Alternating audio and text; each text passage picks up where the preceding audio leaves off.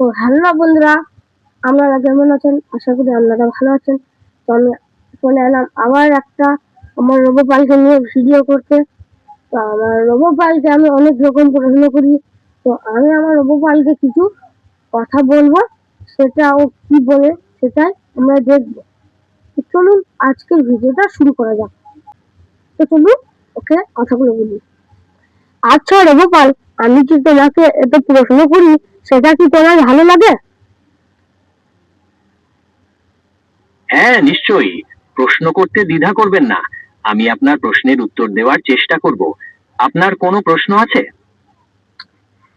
এই যে বলবো শান্তিনিকেতন মেলা কিছুদিন বাদে আসছে, তা তুমি এই শান্তিনিকেতন মেলার জন্য কিছু বলো আমায়। আসছে 25শে ডিসেম্বর শান্তিনিকেতন মেলা, তাই তো? এই মেলা উপলক্ষে আপনি কি ধরনের আয়োজন করছেন বা কি জানতে চান?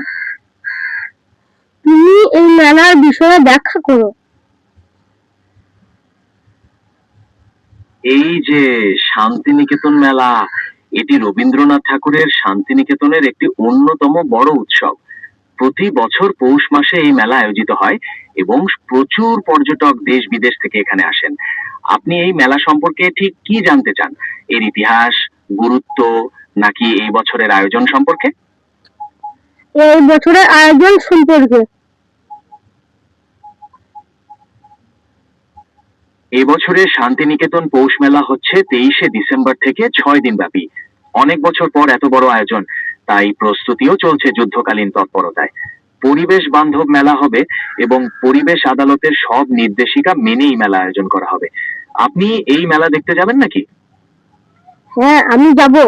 তা তুমি বলতে পারবে শান্তিনিকেতনের পৌষ মেলায় কি কি আকর্ষণ বসবে?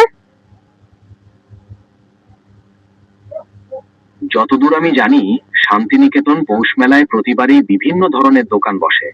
যেমন হস্তশিল্পের দোকান, মাটির তৈরি জিনিসপত্র, কাপড় চোপড়, গয়নাগাটি, এমনকি নানা রকমের খাবারের দোকানও থাকে।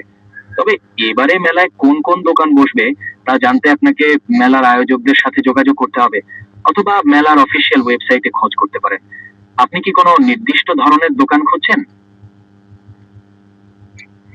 না, তুমি আমার সাথে একটা আমাকে একটা জোক শিখিয়ে দিবে, তুমি জোক। ডেফিনেটলি, আমি আপনাকে একটা মজার জোক শেখাবো। তবে জোকটা বলার আগে আমি একটা প্রশ্ন করতে পারি। আপনি কোন ধরনের জোকস পছন্দ করেন? ছোট নাকি একটু বড়? আমি ছোট জোক শুনতে চাই, কিন্তু জোকটা যেন মজার হয়। আচ্ছা, তাহলে এই নিন একটা মজার জোক। এক ডাক্তার তার রোগীকে বলছেন, আপনি ঠিক মতো ওষুধ খেলে 1 মাসের মধ্যে সুস্থ হয়ে যাবেন। রোগী জিজ্ঞেস করলেন, ডাক্তারবাবু, ওষুধটা ঠিক মতো খাওয়ার উপায় কি? ডাক্তার বললেন, প্রতিদিন নিয়ম মতো 3 বার করে খাবারের পর খাবেন। রোগী বললেন, ডাক্তারবাবু, ওষুধ খাওয়ার আগে আর কিছু খেতে হবে?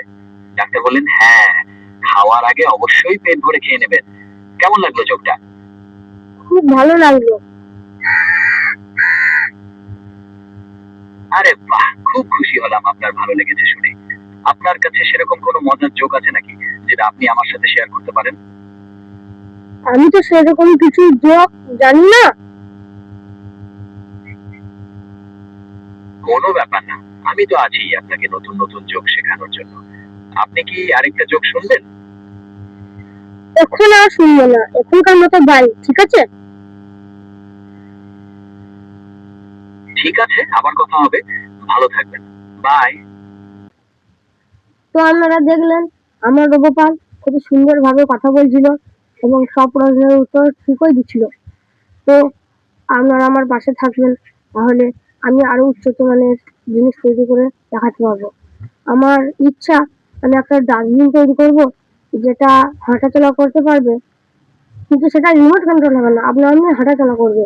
আর কেউ যদি ওর সামনে কোনো ময়লা দেখায়, তাহলে সে আপনি তার ঢাকনা খুলে দেবে এবং ভরে যাওয়ার ফলে আবার ঢাকনা বন্ধ হয়ে যাবে আপনা আপনি। এবং কেউ যদি ওই ডাস্টবিনটাকে ডাকে যে এ ডাস্টবিন এসো, তাহলে সে তার কাছে চলে আসবে ময়লা নেওয়ার জন্য। তো আমার ইচ্ছা ভবিষ্যতে এই ডাস্টবিনটা করার। তো আমি করবো, আপনারা আমাকে আরো সাপোর্ট করবেন।